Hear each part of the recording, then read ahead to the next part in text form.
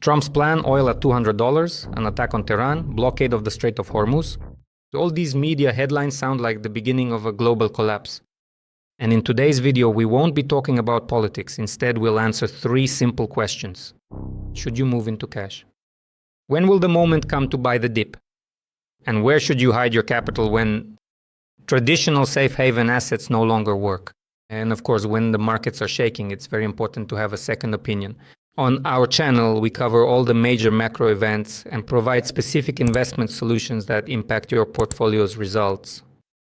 And in today's review, together with my colleague, investment strategist at Abeta Capital, Dmitry Kotegov, we will analyze the current situation and offer concrete ideas, solutions for your investment portfolios.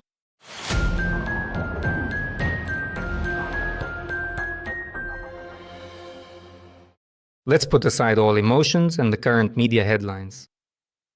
So, what is really happening in the markets right now? Vasily, to speak strictly by the facts, oil prices have risen by about 36 to 37% since the beginning of the year and by approximately 14 to 15% since the start of the conflict.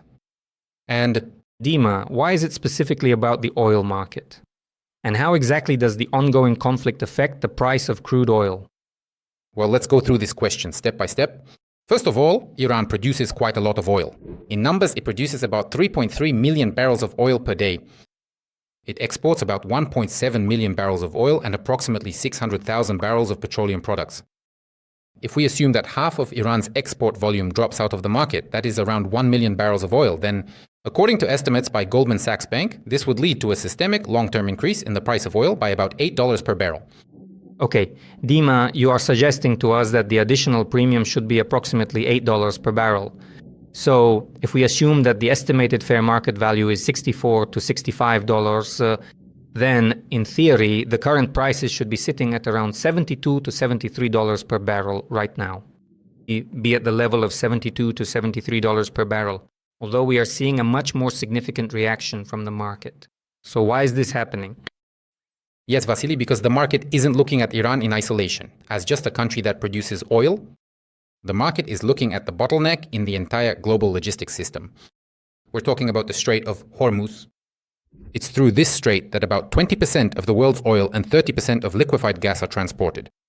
Countries like Saudi Arabia, the United Arab Emirates, Iraq, Qatar, and Kuwait export oil through it to Asian countries. And the problem here is that this is quite literal. It's a bottleneck because the width of this strait at its narrowest points is only a few dozen kilometers. And, undoubtedly, this creates a serious risk and a potential opportunity for it to be blocked. Yes, Dima, but as far as I understand, the Strait of Hormuz is still open, isn't it? Formally, yes, but if you look at the tracking data, then relatively speaking. Recently, we saw that about 40 supertankers were standing near this strait and did not dare to pass through it. And just for understanding, one supertanker carries about 2 million barrels of oil. What's the problem? The problem is that insurance companies have refused to provide coverage for risks associated with passing through this channel in case any issues arise. And the second point, naturally, the risk of military threat is obviously raised to the maximum, so the companies that own the tankers or the companies transporting this oil simply do not risk passing through this strait. If the situation persists, this will lead to companies and countries that produce oil in the region being forced to reduce production volumes, because there will be no means of transportation and, in general, no physical possibility to export this oil. And in that case, it could lead to a real shortage of oil on the market. And as a result, this will lead to a more sustained increase in oil prices, which will negatively affect the entire global economy. Yes, especially for those countries that don't produce anything themselves. Events in the Middle East are developing extremely rapidly. And to receive up-to-date information and market updates, subscribe to our LinkedIn and Facebook. There we publish all macro reviews, updates on the current situation, and our weekly reports. Follow the link in the description of this video. All right, Dima, then probably the main question is, how long can this whole situation, this escalation in the region, actually last? Are we talking weeks or months? As usual, in such situations there are several scenarios. We are considering 2 scenarios as the basic ones. The first scenario is the most likely. In this case, the active phase of the conflict lasts several weeks, and at the same time we do not observe significant additional destruction of infrastructure or a complete blockade of the Hormuz Strait. Our reasoning is that Donald Trump has no political motivation to prolong the current conflict.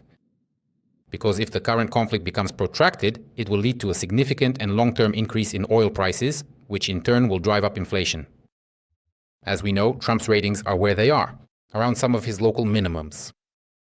The main reason for the electorate's dissatisfaction is that people feel the effects of rising inflation every day. Undoubtedly, Trump does not need any additional reasons for inflation to rise. That is why we believe he has no political motivation to prolong this conflict. On top of that, it contradicts his regular statements about the Democrats, namely that they are the ones to blame for starting long and costly wars in the Middle East. Pretty much the same thing that could now happen as a result of Donald Trump's decisions. Accordingly, if events unfold this way, oil will remain in a rather volatile state.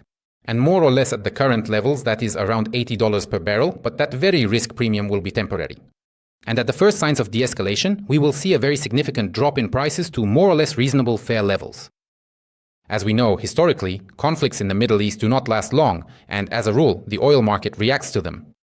With a rapid rise and just as rapid a fall, risk assets are initially sold off, meaning they undergo a correction, and at the same time, when the situation stabilizes, the markets recover very quickly.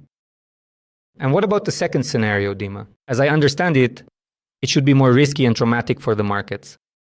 Yes, the second scenario begins to unfold when the blockade of the Hormuz Strait shifts from a temporary situation to a more persistent, stable one. A disruption in supply chains. As we discussed, the countries and companies that extract oil in the region are forced to do something with it. It needs to be transported somewhere.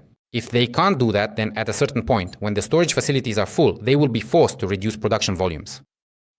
If they reduce oil production volumes, then the very temporary risk premium that is currently reflected in the prices will turn into a real, long-term, and quite possibly an oil shortage on the market. According to estimates by JP Morgan Bank, the strait would need to be blocked for about 20 to 25 days for this situation to occur. So in reality, there are about 3 weeks in reserve. Of course, someone might say that the OPEC countries have additional capacity that they previously restricted, but in this situation, they could bring it online to increase the oil supply on the market. But the problem is that the main capacities, again, are concentrated in this region, and they are subject to the same risk of the Strait of Hormuz being blocked. So, if we move into a real oil shortage on the market, we could very well see movement in prices to $100 per barrel and above. And this is already a real problem, which will indicate that we are not just in a period of increased volatility, but in a situation where high and persistently high oil prices will lead to rising inflation, to changes in monetary policy, and accordingly an impact on all asset classes. But if we, Dima, take a look at the average investor's portfolio, you'll often find that there's no exposure at all to either oil or oil companies. And so a perfectly logical question arises. How does this situation actually affect the portfolios of ordinary average investors? You're absolutely right. Even if we look at passive investors who simply buy ETFs, for example, tracking the S&P 500 index, in reality, they have very limited exposure to oil and oil assets simply because there are very few of them in the indices. But in this discussion, we're not looking at oil as a source of speculation or investment, but rather as fuel, as a fundamental component of costs in the global economy. According to estimates by Goldman Sachs Bank, if the price of oil rises by about 10% and this increase is sustained, it leads to a decrease in the GDP of developing countries that import oil by between 0.3% and 0.8%. At the same time, inflation in these countries rises by between 0.2% and 0.5%. Undoubtedly, the effect on the economies of developed countries is more limited. We can say that, in such a scenario, inflation would increase in the range of 0.1 to 0.3%. What happens next? If we see a steady rise in inflation, it will certainly affect the policies of regulators, whether the Fed or the ECB. That is, more likely this will lead to the current cycle of interest rate cuts in the US coming to an end, and discussions and possibly actual increases in interest rates will begin. Accordingly, this will have a negative impact primarily on bonds, but it will not go unnoticed for stocks either, because higher rates will lead to a reassessment of multipliers and so on and so forth. Overall, this is negative for the stock market. And if we talk about a slowdown in GDP growth, which, as I already mentioned, is quite likely and may happen, in a risk scenario, a slowdown in GDP growth directly affects the rate of profit growth for companies. And this is equally negative for risk assets. Therefore, going back to your question, even if you don't have oil in your portfolio, the current situation in a risk scenario can really change the rules of the game. Well, all right, Dima, but let's still get back to those questions. The ones I mentioned at the very beginning of the video. So, do we really need to move into cash in the current situation and make some changes? Portfolio positioning? Every investor tends to choose for themselves the scenario they consider most likely. According to our base scenario, the conflict is temporary and lasts for several weeks. Historically, all spikes in geopolitical tension in the Middle East end quickly, and both stocks and risk assets recover the positions they previously lost. What do we have as of today? First of all, if we set aside all potential shock scenarios, we have a fairly strong economy. The GDP of developed countries is growing at above average rates. The corporate earnings season has just ended. Companies are doing very well and on average have issued forecasts that exceed analysts' expectations. So fundamentally, everything is fine. Companies are operating, making money, and therefore, it's not obvious why one should rush to sell their stocks. Of course, the situation can develop in any way, so a small share of cash should be kept in portfolios. And the first thing we did was sell the stocks and bonds of companies and countries that are directly involved in this conflict, or infrastructure that is being attacked and destroyed. That's what we did. But to run away in panic, selling stocks right now, in our opinion, seems premature and excessive. And in general, the rise in oil prices for a few weeks, it will not lead to a noticeable increase in inflation. For the rise in commodity prices to affect inflation, oil needs to remain elevated for several months. At the very least, for the economy to actually start feeling it. Dima, I would also probably point out that in any case, we can't rule out a negative second scenario, which could lead to a more permanent and complicated conflict. And the current situation, it probably is quite suitable overall for diversifying your portfolio, especially if an investor holds any concentrated positions. Because in principle, we see that many assets are losing value, and it's possible to successfully shift into more attractive opportunities. And secondly, I would probably draw the attention of more risk-oriented investors, those who use margin positions. At the moment, there's a big question as to whether it even makes sense to keep them at all, and if so, in what proportion. Because in any case, uncertainty still remains. Yes, that's true. I would also add that including alternative instruments in the portfolio which are not publicly traded on the markets also adds diversification. These could be hedge fund portfolios which actually tend to earn even more in such an environment than on average. These could be infrastructure funds where there are no public quotations, but the assets within the fund have very long-term contracts. Moreover, these contracts are tied to inflation. If inflation rises, the companies start earning more and pay out higher dividends to their investors, and the value of their assets also steadily increases. Well, Dima, coming back to the second question, the market is still under pressure. At what point should you do the so-called buy the dip and actually buy at the bottom? Yes, exactly. So at a certain point, you'll need to use the cash in your portfolios to buy interesting assets. Assets that have dropped in price but are still fundamentally attractive. Or the second scenario is to increase the so-called beta of the portfolio. That is, if you're experiencing a decline with a certain portfolio composition, at some point you can change your positioning, so that in case of a rebound, you recover more strongly than you fell. The question of timing is always unclear. And in reality, the market usually starts to rebound before the situation is fully resolved. Catching that moment is extremely difficult. That's why the most basic rule is to take action. Do it gradually, in parts, at different levels. Well, Dima, we all understand that in situations of maximum instability, defensive assets tend to win. But what I observe in the current market, for example, take Treasuries. They seem to be reacting very weakly to what's happening in the market. And here, a logical third question immediately arises. Where, in fact, should one store and preserve capital? In which defensive assets, if right now not all of them are working as they should? You are absolutely right, and one of the actions we took was done right on Monday. After the market opened, we reduced our exposure to US Treasury bonds. Because in this situation, in our opinion, their defensive function is very unclear. Why? Because, let's say, the first scenario, the conflict ends quickly. In this case, again, we are seeing a strong economy with growth rates above average. It's unclear why the US Federal Reserve would lower interest rates under such conditions. And at the moment, we see yields on 10-year Treasury bonds just above 4%. In our opinion, in a normal economic environment, the fair yield level is about 4.3 to 4.2%. Accordingly, in this scenario, we could potentially see a correction in US Treasury bonds.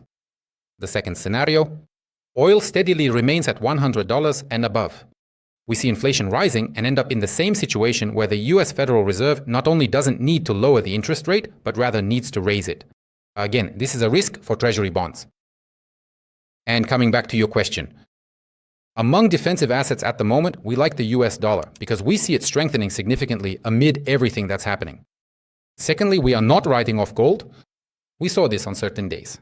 Gold corrected by 4 to 5%, but this is more likely due to certain technical factors, because many investors had margin calls and needed to sell something. The easiest thing to sell is what has performed better or is in the green, like gold, for example. Therefore, these sales are probably more of a technical nature. And secondly, again, the strengthening of the US dollar is also putting pressure on commodities. Nevertheless, in the event of a negative turn of events, gold will retain its protective function. Besides everything else, you can quite safely remain invested in the stocks of stable companies, that is, those that consistently pay dividends, have a high level of cash flow and low debt burden, because once again, the fundamentals of the economy remain quite strong. And of course, it is important not to forget that a certain amount of liquidity should be formed and maintained in your portfolio. Thus, overall, we view the situation quite constructively, and for now, are positioning ourselves within the framework of the base scenario. The economy is strong, the company is doing great, so we plan to take advantage of this correction and volatility to select the assets we are interested in. At the same time, of course, we are monitoring how the situation develops. And if we see that we are moving perhaps closer to the second scenario, we will certainly make significant changes to our positioning and our portfolios. And in any case, your tactical decisions should not contradict the overall investment strategy of your specific portfolio. And if you want to get through this crisis situation with minimal losses, or better yet, actually profit from it, be sure to sign up for an analytical session with our strategists using the link in the description of this video.